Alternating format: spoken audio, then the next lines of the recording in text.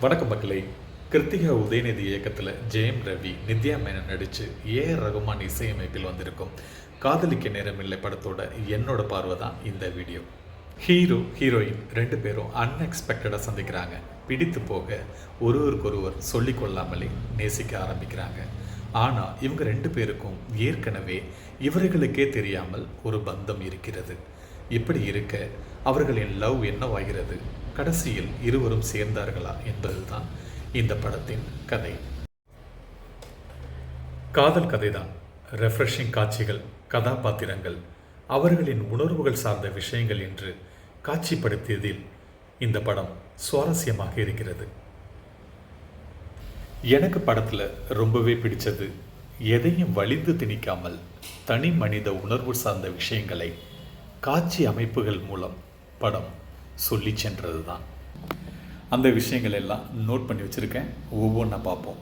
Number 1, ஒரு relationship நல்லபடியாக அமையாமல் போகும்போது அங்கேயே தேங்கி கிடக்க வேண்டியதில்லை. மற்றும் அந்த ரிலேஷன்ஷிப் முற்று பெறும்போது வாழ்நாள் முழுவதும் எதிரியாக பார்த்து கொண்டிருக்க அவசியமும் இல்லை. டாக்ஸிக் ரிலேஷன்ஷிப், கொஞ்சம் கூட ஒத்து வராத ரிலேஷன்ஷிப்பில் காலம் முழுக்க யாராலும் இருக்க முடியாது. வேறு எந்த காரணமாகவும் இருக்கலாம். நல்ல ஒரு குட் பை நோட்டோடு பிரிந்து அவர்களுக்கான வாழ்க்கையை பார்த்து கொண்டு மூவ் ஆன் ஆகி கொண்டே போய்கொண்டே இருக்க வேண்டியது தான் என்பதை கதாபாத்திரங்கள் வழி படம் சாதாரணமாக சொல்லி செல்கிறது. Number 2, LGBTQ+. படத்தில் ஹீரோவோட நண்பர் கேவாக இருக்கிறார். புல்லிங் இல்லாமல், கேலி கிண்டல்கள் இல்லாமல் ஃப்ரெண்ட்ஷிப் என்கிற விஷயத்தை அழகாக காட்சிப்படுத்தி இருக்கிறார்கள். கே ஃப்ரெண்டுக்கு மேரேஜ் நடக்கிறது. அவர்கள் சரோகசி மூலம் குழந்தையும் பெற்றுக்கொள்கிறார்கள்.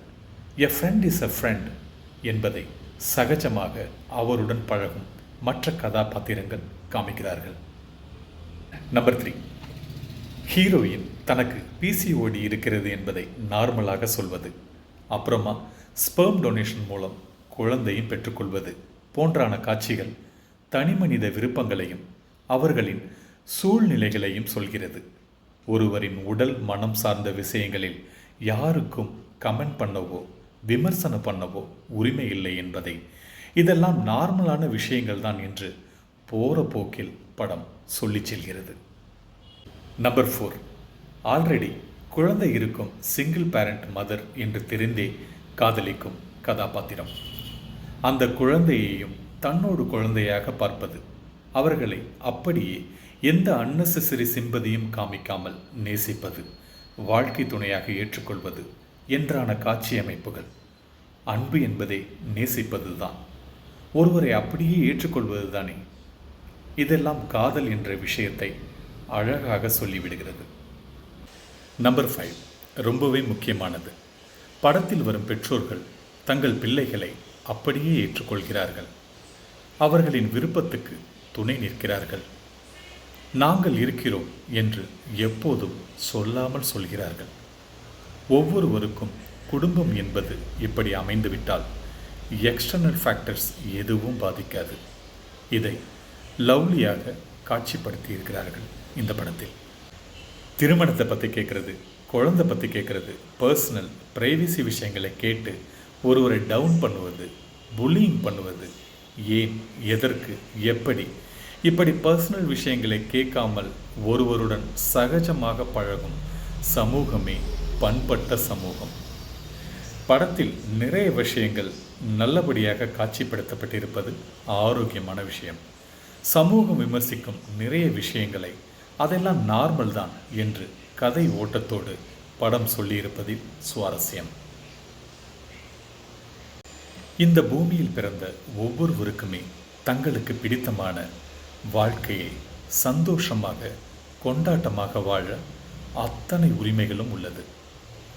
நம்மை பர்சனலி எதுவும் பாதிக்காத வரையில் யாரையும் கேள்வி கேட்டு விமர்சிக்கும் உரிமை யாருக்கும் இல்லை. இப்படி நிறைய பாசிட்டிவான விஷயங்கள் இந்த படத்தில் இருக்கிறது. மனிதர்கள் வாழும் வாழ்க்கை முறை ஒவ்வொரு காலகட்டத்திற்கும் மாறிக்கொண்டே தான் இருக்கும். அதேதான், மாற்றம் ஒன்றே மாறாதது. கணவன் இறந்தவுடன் உடன்கட்டை ஏற்றிய சமூகமும் இதுதான். தாலிதான் வேலி என்று இருந்த சமூகமும் இதுதான்.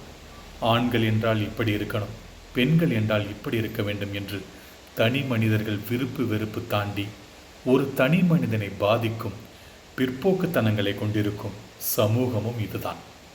காலப்போக்கில் எல்லாம் மாறிக்கொண்டே வருகிறது. விழிப்புணர்வும் உண்மையான கல்வி அறிவும் உலகத்தை பற்றின புரிதலும் பரவலாக ஏற்படும் போது நிறைய பிற்போக்குத்தனங்களும் மாறிக்கொண்டேதான் இருக்கும். வணிக ரீதியாக வசூலிக்கும் படங்கள் மட்டுமே வெற்றி படங்கள் அல்ல. சமூகத்தில் ஒரு சின்ன இம்பேக்ட் கிரியேட் பண்ண முயற்சிக்கும் திரைப்படங்களும் வெற்றி திரைப்படங்களே. குறைகளை எல்லாம் தாண்டி குட் தாட்ஸ் கொண்ட ஒரு காதல் கதையை இயக்கியதற்கு hats off to Kiruthiga Udhayanidhi and team. நன்றி.